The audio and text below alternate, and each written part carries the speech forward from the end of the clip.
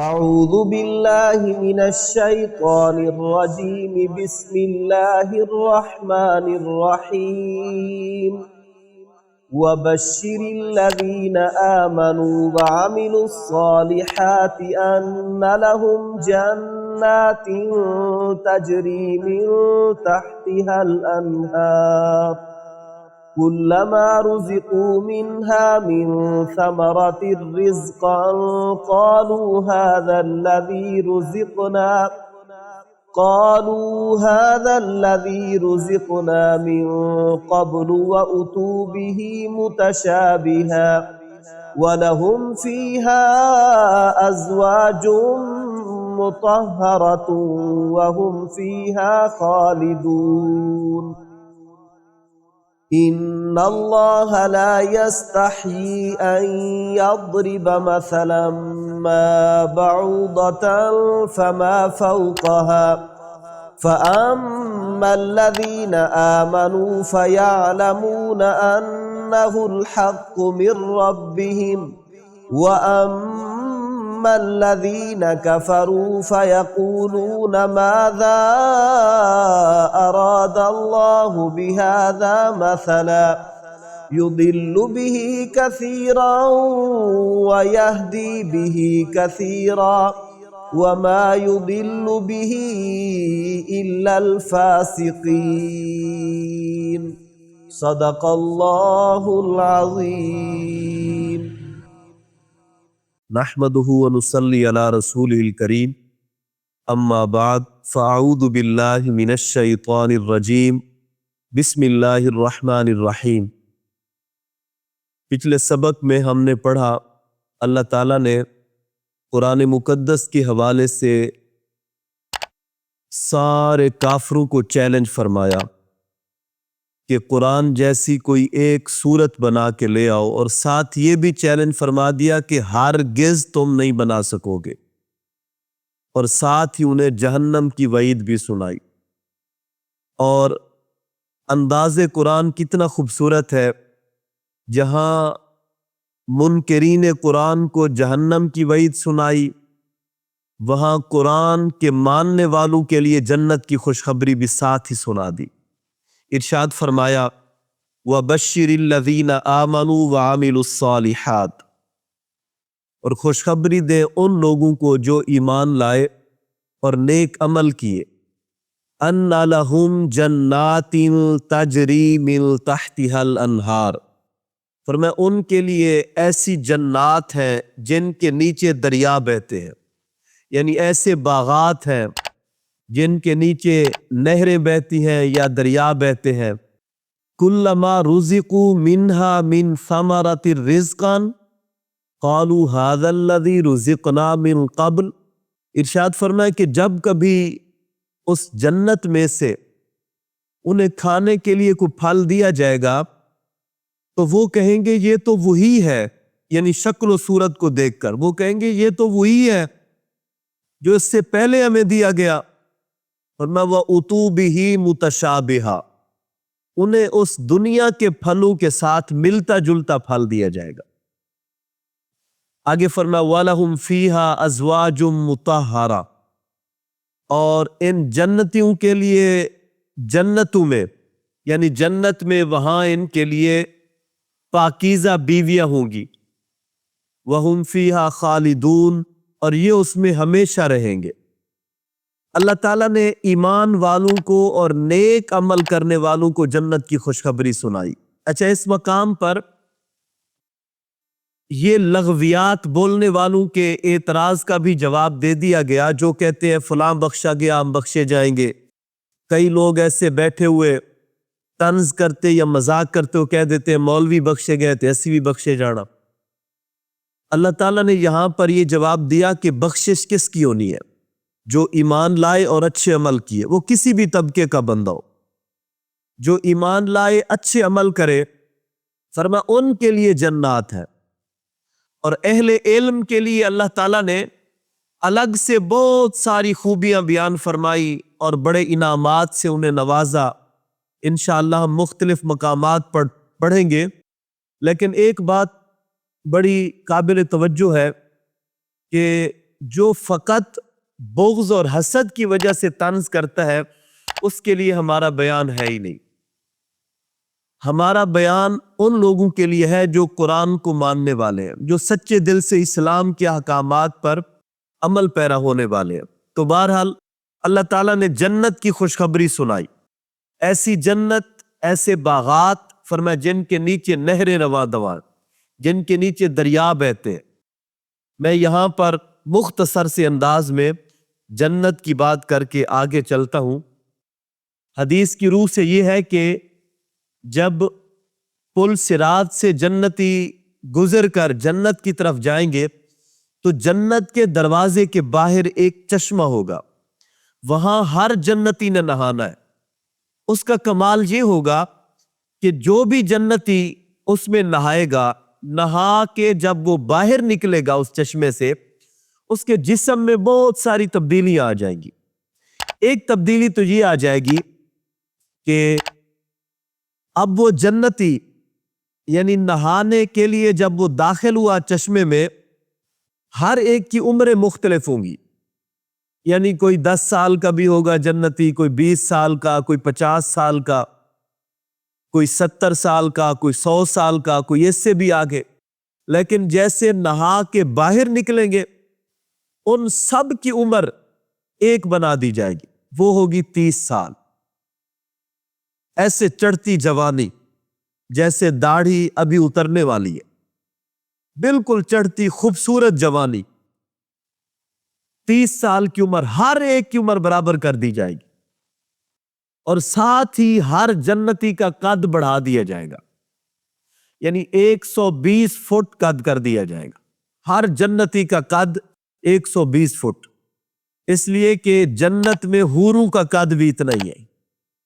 اور اسی طرح یہ ہوگا کہ جب جنتی نہا کر باہر نکلے گا اس کے جسم کے اندر سے ہر وہ مادہ ختم کر دیا جائے گا جس سے انسان کو گھن آتی ہے. مثلا پیشاب پخانے کا سسٹم ختم کر دیا جائے گا, ناک کا ریشہ اور منہ کی تھوک, یعنی ہر وہ چیز ختم کر دی جائے گی جس سے انسان کو گھن آئے, پریشانی بنے. اللہ تعالیٰ ایک جنتی کو بالکل پاکیزہ طیب و طاہر بنا دے گا. تو اس انداز سے پھر یہ جنت میں داخل ہوں گے. اور جنت کے اندر ان کی جو پہلی مجلس سجے گی نا, جس میں اللہ کی حمد بیان کی جائے گی, تو وہ 70,000 سال کی ہوگی. اور یہ اس میں ایسے مدہوش ہوں گے, ایسی لذت کی کیفیت میں یہ گم ہوں گے, وارفتگی کیفیت میں, یہاں تک کہ جب وہ محفل ختم ہوگی تو یہ واویلا کریں گے, بےتاب ہو جائیں گے, کہیں گے یا اللہ اس کو تھوڑا سا اور بڑھا دے. اللہ تعالیٰ فرمائے گا کہ اس سے بھی اور زیادہ لطف والی بات شروع ہونے والی. تو یوں ہی کیونکہ میں نے آگے بیان کرنا ہے تو جنت کے احوال ہم گاہے بگاہے ذکر کرتے رہیں گے, لیکن یہ جنت ان لوگوں کے لیے جو ایمان لائے اور اچھے عمل کریں. اور آگے اور بھی بہت ساری نعمتوں سے, ایسی ایسی نعمتوں سے نوازا جائے گا جن کے بارے میں ارشاد فرمایا گیا نہ کسی کان نے سنا نہ کسی آنکھ نے دیکھا. ایسی جنتیں. اب یہاں پر میں ایک چھوٹی سی بات اور بھی ایڈ کر دوں, یعنی وہ دائمی زندگی. اچھا جنت میں نہ تو موت آئے گی, نہ بندہ بیمار ہوگا, نہ سر درد, نہ تپ دق, نہ کوئی اور بیماری, بالکل فٹ فاٹ, نہ عمر بڑھے گی, نہ بندہ بیمار ہوگا, نہ بوڑھا ہوگا, نہ موت آئے گی. اب آپ اس کے مقابلے میں دنیا کی زندگی پر غور کریں. کسی کی 30 سال, 40 سال, 50 سال, 70 سال, 80 سال, اینڈ کوئی چلا جائے 100, کوئی بہت ہی چھال مارے 100 سے اوپر چلا جائے گا, لیکن بستر پر زندگی گزارتا ہے. اور کیسی تکلیف دہ وہ زندگی, دنیا کی محتاجی. اس کو قیامت کے مقابلے میں دیکھیں کہ قیامت کا پہلا دن ہی 50,000 سال کا ایک دن ہے. آپ اندازہ لگائے, یعنی جو لوگ جنت کو یا قیامت کے معاملات کو چھوڑ کر آج دنیا کی زندگی میں اپنے آپ کو اس طرح غرق کیے ہوئے ہیں کہ سب کچھ دنیا سمجھ لی ہے, آپ دیکھیں کتنا گھاٹے کا سودے میں ہیں, کتنا گھاٹے کا سودا کر رہے ہیں, اپنے آپ کو تکلیف میں ڈال رہے ہیں, اپنے آپ کو پریشان کر رہے ہیں. ایسی جنت کی عظیم نعمتیں ٹھکرا کر وہ دنیا کی رنگینی میں گم ہوئے اور جنت کے اندر یہ جو قرآن نے فرمایا وہاں ان کے لیے پاکیزہ بیویاں ہوگی۔ عموماً بزرگ فرماتے ہیں کہ دنیا میں بگاڑ کا سبب 3 چیزیں ہیں، زر، زن، زمین۔ دولت کے لیے، عورت کے لیے، جائیداد کے لیے بندہ غرق ہو جاتا ہے، لڑائی جھگڑے پہ اترتا ہے، ایک دوسرے کا قتل عام کرتا ہے۔ جنت میں جن کا قرآن ذکر فرما رہا ہے، محبوب علیہ السلام نے فرمایا اگر جنتی حور دنیا کی طرف صرف جھانک بھی لینا تو اس کی آنکھوں کے نور سے پوری دنیا و ما فیہا روشن ہو جائے۔ ایسا حسن جو اللہ نے اسے عطا فرمایا، اور یہ بندہ مومن کے لیے اللہ تبارک و تعالی نے انہیں تیار فرمایا۔ اور آگے اللہ تعالیٰ نے ارشاد فرمایا ان اللہ لا یستحیی ان یضرب مثلا ما بعودۃ فما فوقها، فرمایا بے شک اللہ تعالیٰ آر محسوس نہیں فرماتا، حیا محسوس نہیں فرماتا اس بات سے کہ وہ کسی مکھی کی مثال بیان فرمائے یا اس سے بڑھ کر۔ آگے فرمائے کہ فَأَمَّا الَّذِينَ آمَنُوا فَيَعْلَمُونَ أَنَّهُ الْحَقُّ مِن رَبِّهِمْ، بس بہرحال وہ لوگ جو ایمان لانے والے ہیں وہ جانتے ہیں کہ یہ ان کے رب کی طرف سے حق ہے، یعنی قرآن میں جو کچھ بیان ہوا یہ اللہ کی طرف سے حق ہے۔ بندہ مومن سر جھکا لیتا ہے، وہ اعتراض نہیں کرتا۔ وَأَمَّا الَّذِينَ كَفَرُوا فَيَقُولُونَ مَاذَا أَرَادَ اللَّهُ بِهَذَا مَثَلًا، اور فرمایا جو کافر ہے وہ کہتے ہیں کہ یہ مثال بیان فرمانے میں اللہ کی کیا مراد ہے، اللہ کا کیا ارادہ ہے۔ اس کی اصل وضاحت یوں ہے، اللہ تعالیٰ نے قرآن مقدس میں ارشاد فرمایا ان الذین تدعون من دون اللہ لن یخلقوا ذبابا ولو اجتمعوا لہ، فرمایا بے شک وہ لوگ جو اللہ کے مقابلے میں کسی اور کی عبادت کرتے ہیں، یہاں تدعون بمعنی تعبدون ہے، یعنی جو اللہ کے مقابلے میں کسی اور کی عبادت کرتے ہیں، یعنی جن کی بھی عبادت کر رہے ہیں وہ سارے مل کر بھی ایک مچھر کا پر بھی نہیں بنا سکتے، کیونکہ وہ بت ہے، بے جان ہے، وہ مچھر کا پر بھی نہیں بنا سکتے سارے مل کر۔ والا وجتمعوا، اگرچہ وہ سارے اس کام کے لیے جمع بھی ہو جائے، لن یخلقوا ذبابا، وہ کچھ بھی نہیں بنا سکتے۔ اچھا یہ مثال قرآن نے بیان فرمائی تو جو کافر تھے نا وہ کیونکہ ہر وقت تلاش کرنے میں لگے رہتے تھے کوئی نیگیٹیوٹی، وہ کہنے لگے تم کہتے ہو اللہ کی ذات بڑی عظیم ذات ہے، بڑی بلند و بالا ذات ہے، بڑی عظمت و شان والی ذات ہے، تو اتنی بلند ذات مثال دے رہی ہے مکھی کی یا مچھر کی مثال؟